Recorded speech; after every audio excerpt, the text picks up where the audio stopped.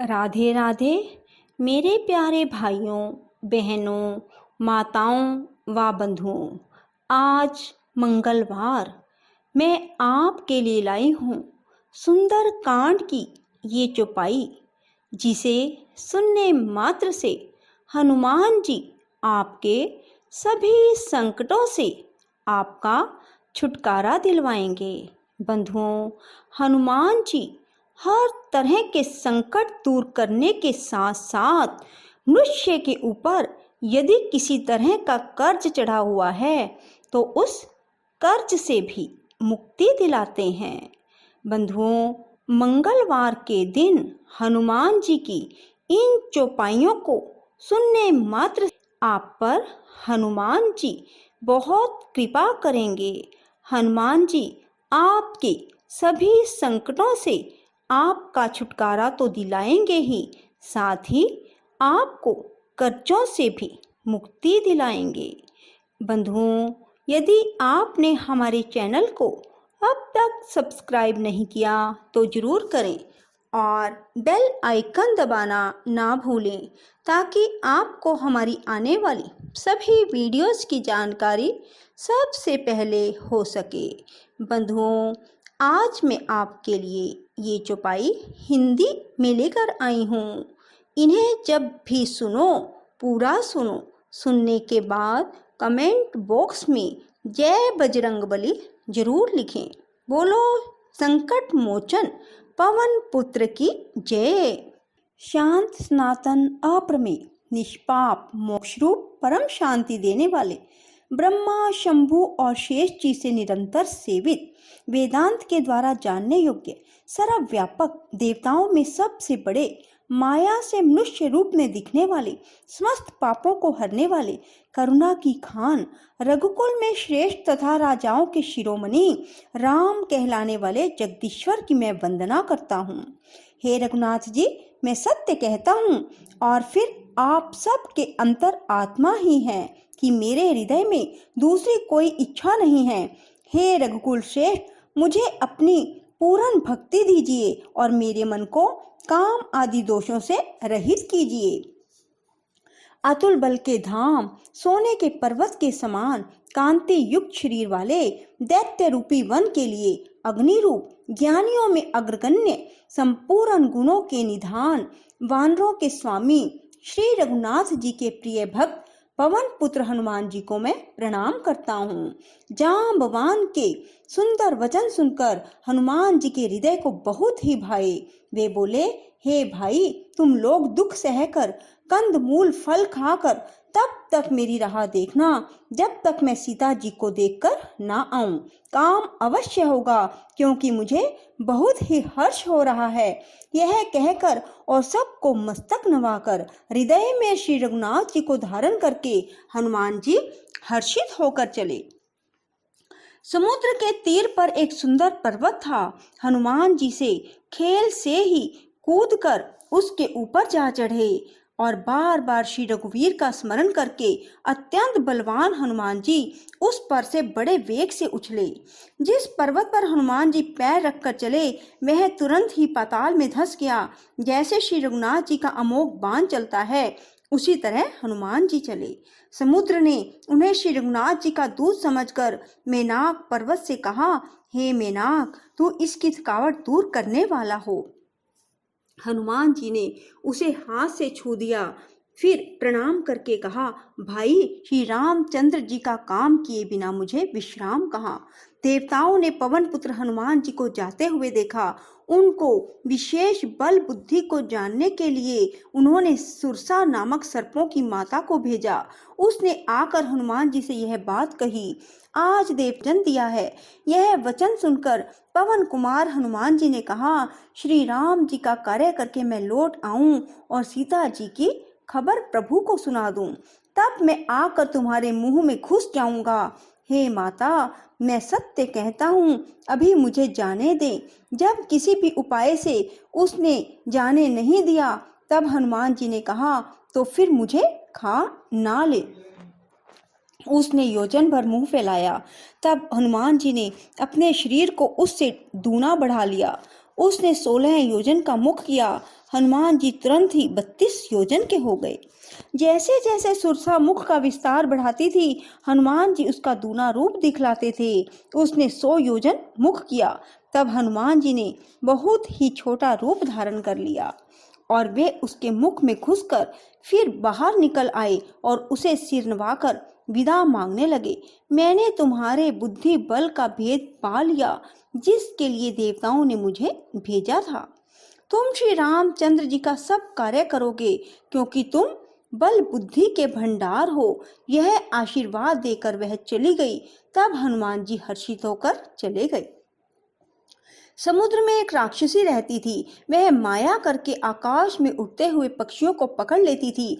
आकाश में जो जीव जंतु उड़ा करते थे, वह जल में उनकी परछाई देखकर उस परछाई को पकड़ लेती थी, जिससे वे उड़ नहीं सकते थे।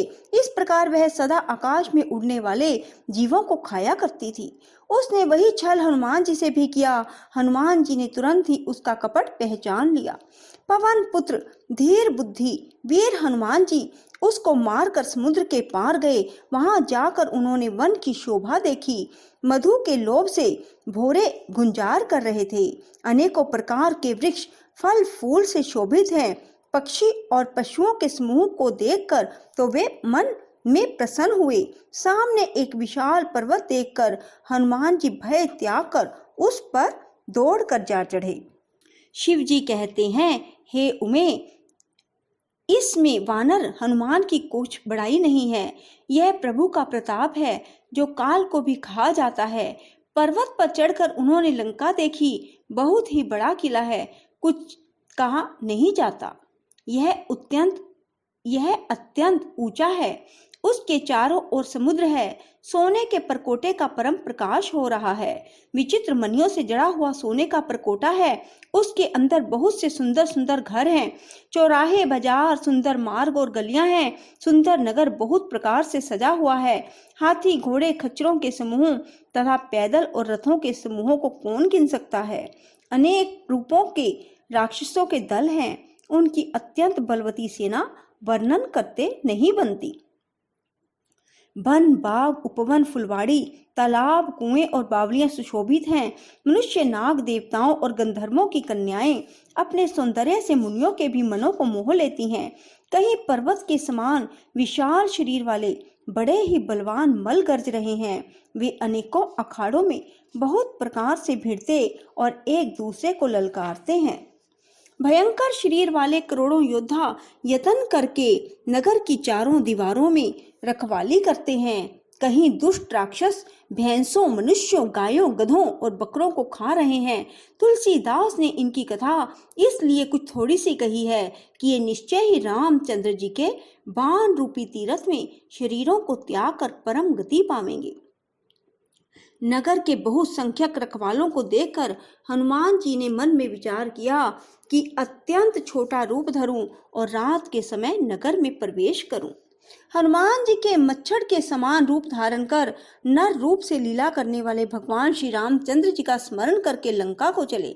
लंकनी नाम की एक राक्षसी रहती थी। वह बोली, मेरा निरादर करके कहाँ चला जा रहा है?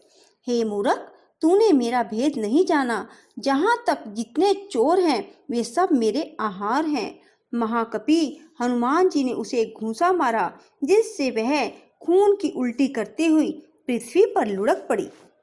वह लंकनी फिर अपने को संभाल कर उठी और डर के मारे हाथ जोड़कर विनती करने लगी। रावण को जब ब्रह्मा जी ने वर दिया था, तब चलते समय उन्होंने मुझे राक्षसों के विनाश की यह पहचान बता दी थी कि जब तू बंदर के मारने से व्याकुल हो जाए, तब तू राक्षसों का संहार हुआ जान लेना। हे तात, मेरे बड़े पुण्य हैं जो मैं श्री रामचंद्र जी के दूत को नेत्रों से देख पाई। हे तात, स्वर्ग और मोक्ष के सब सुखों को तराजू के एक पलड़े में रखा जाए तो भी वे सब मिलकर उस सुख के बराबर नहीं हो सकते जो लव क्षण मात्र के सत्संग से होता है। अयोध्यापुरी के राजा श्री रघुनाथ जी को हृदय में रखे हुए नगर में प्रवेश करके सब काम कीजिए। उसके लिए विष अमृत हो जाता है। शत्रु मित्रता करने लगते हैं। समुद्र गाय के खुर के बराबर हो जाता है। अग्नि में शीतलता आती है। और हे गरुड़ जी, मेरु पर्वत उसके लिए रज के समान हो जाता है, जिसे श्री रामचंद्र जी ने एक बार कृपा करके देख लिया। तब हनुमान जी ने बहुत ही छोटा रूप धारण किया और भगवान का स्मरण करके नगर में प्रवेश किया। उन्होंने एक एक महल की खोज की, जहां तहां असंख्य योद्धा देखे। फिर वे रावण के महल में गए। वह अत्यंत विचित्र था, जिसका वर्णन नहीं हो सकता। हनुमान जी ने उसको शयन किए देखा, परंतु महल में जानकी जी दिखाई नहीं दी। फिर एक सुंदर महल दिखाई दिया। वहां भगवान का एक अलग मंदिर बना हुआ था। वह महल श्री राम जी के आयुध के चिन्हों से अंकित था। उसकी शोभा वर्णन नहीं की जा सकती। वहां नवीन नवीन तुलसी के वृक्ष समूहों को देखकर कपिराज हनुमान जी हर्षित हुए। लंका तो राक्षसों के समूह का निवास स्थान है, यहाँ सज्जन का निवास कहाँ। हनुमान जी मन में इस प्रकार तर्क करने लगे। उसी समय विभीषण जी जाके उन्होंने राम नाम का स्मरण किया। हनुमान जी ने उन्हें सज्जन जाना और हृदय में हर्षित हुए। इससे हट करके परिचय करूंगा, क्योंकि साधु से कार्य की हानि नहीं होती। ब्राह्मण का रूप धरकर हनुमान जी ने उन्हें वचन सुनाए। सुनते ही विभीषण जी उठकर वहां आए, प्रणाम करके कुशल पूछी। हे ब्राह्मण देव, अपनी कथा समझा कर कहिए। क्या आप हरि भक्तों में से कोई हैं? क्योंकि आपको देखकर मेरे हृदय में अत्यंत प्रेम उमड़ रहा है। अथवा क्या आप दीनों से प्रेम करने वाले स्वयं श्री राम जी ही हैं, जो मुझे बड़भागी बनाने आए हैं?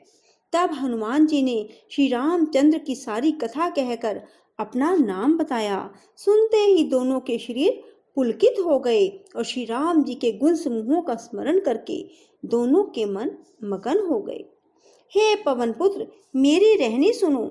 मैं यहाँ वैसे ही रहता हूँ जैसे दांतों के बीच में बेचारी जीव। हे तात, मुझे अनाथ जानकर सूर्य कुल के नाथ श्री रामचंद्र जी क्या कभी मुझ पर कृपा करेंगे? मेरा तामसी शरीर होने से साधन तो कुछ बनता नहीं, ना मन ही श्री रामचंद्र जी के चरण कमलों में प्रेम ही है। परंतु हे हनुमान, अब मुझे विश्वास हो गया कि राम जी की मुझ पर कृपा है, क्योंकि हरि की कृपा के बिना संत नहीं मिलते। जब श्री रघुवीर ने कृपा की तो आपने मुझे हट करके दर्शन दिए हैं। हे विभीषण जी, सुनिए, प्रभु की यही रीति है कि वे सेवक पर सदा ही प्रेम किया करते हैं। भला कहिए, मैं ही कौन बड़ा कुलीन हूँ, चंचल वानर हूँ, सब प्रकार से नीच हूँ। प्रातः काल जो हम लोगों का नाम ले ले तो उस दिन उसे भोजन नहीं मिलता। हे सखा, सुनिए, मैं ऐसा अधम हूँ, पर श्री रामचंद्र जी ने तो मुझ पर भी कृपा ही की है। भगवान के गुणों का स्मरण करके हनुमान जी के दोनों नेत्रों में जल भर आया। बंधुओं, यदि आपको हमारी वीडियो पसंद आए तो इसे लाइक करें और शेयर भी जरूर करें। धन्यवाद।